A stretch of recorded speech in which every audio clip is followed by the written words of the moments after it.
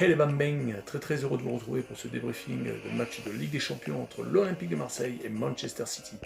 On va essayer d'analyser cette première mi-temps qui a été, on va dire, à sens unique.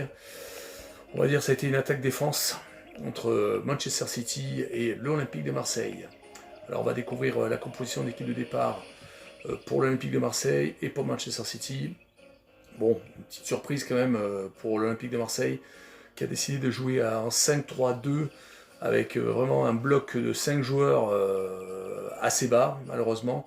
3 milieux défensifs voilà, qui bloquent un peu les ailes si les 5 de derrière ne l'ont pas fait, et 2 joueurs devant, Radonjic et Thauvin, qui sont là pour essayer d'avoir des occasions, s'il peut y en avoir à un moment donné. Manchester City prend le match comme il a l'habitude de le faire, c'est-à-dire possession de balle à fond, possession de balle à fond. On aurait dit un match de handball, voilà, les joueurs qui font circuler le ballon devant la surface, ils tentent à droite, ils tentent à gauche.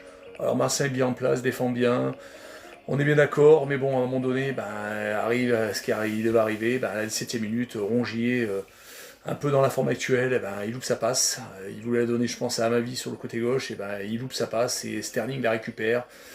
Il fait une passe à plat, Torres est seul, et marque un but. Ah, on fait quoi maintenant? Voilà, le 5-3-2, c'est Villas-Boas qui l'a mis en place pour essayer de tenir le plus longtemps possible, si possible jouer en contre. Là, 17e minute, but, 1-0 pour Manchester City. Voilà, le match, c'est attaque-défense. On fait quoi? Bon, le problème, c'est qu'il faut sortir. Mais voilà, 0 tir. Le premier tir intervient à la 41e minute par Radonjic, qui tente le coup. On essaye un petit peu à partir de la 27-30e minute de ressortir le ballon, c'est bien. Mais le problème, c'est que là, le système de jeu en 5-3-2, il est mort.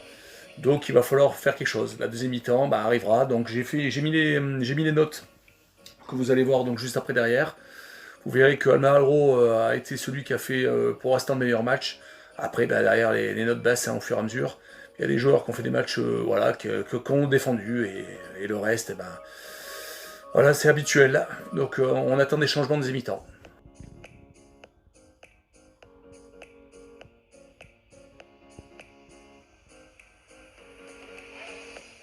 On s'était laissé avec un Marseille très bas en première mi-temps. Villas-Boas a décidé en deuxième mi-temps de faire monter son bloc. Alors la défense lors des attaques de Manchester City toujours en 5-3-2 bloc bas, mais lors des attaques vraiment un passage en 3-4-3, ce qui a permis à Marseille de commencer à avoir des occasions, de voir un peu plus briller Cuisance qui franchement était bien la baguette, de voir des Thauvin tenter de faire des centres, même Radonjic, des fois de faire des solos. Je vais pas dire que Manchester City a commencé à douter, mais c'est vrai qu'on a commencé à se dire waouh, peut-être une égalisation, ou peut-être, je sais pas, un match un peu plus tendu en fin de match. Malheureusement, arrive ce qui doit arriver. Une occasion, un peu de chance, un peu, il faut le dire, mais bon, voilà, Sterling qui remet sur Gundogan, et 2-0.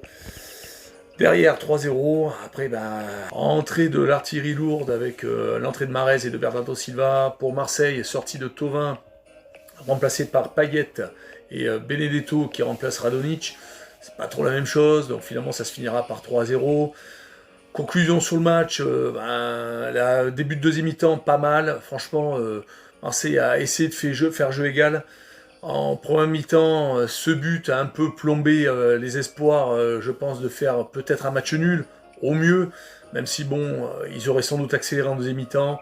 Mais voilà, en tout cas, à noter le bon match de Cuisance en début de deuxième mi-temps, qui a vraiment été le maître à jouer, ça c'est vraiment à retenir. La défense a quand même été assez solide jusqu'à la 70-75e, où le 2-3e but, l'accélération de Manchester City. Mais voilà, tout n'est pas jeté. Le seul vraiment point noir, c'est le mauvais match de Rongier. Ça, par contre, il a vraiment pas été bon. Je le note à 2. Regardez un peu les statistiques. Voilà, en deuxième mi-temps, le match a été assez équilibré. Et là est le problème, c'est que vu le score 3-0, on se dit que le match n'a pas du tout été équilibré. Mais certes, voilà, il y a une possession énormissime en première mi-temps, mais en deuxième mi-temps, voilà, les débats se sont équilibrés. C'est ce qu'il faut retenir, je pense, de ce match de Ligue des Champions.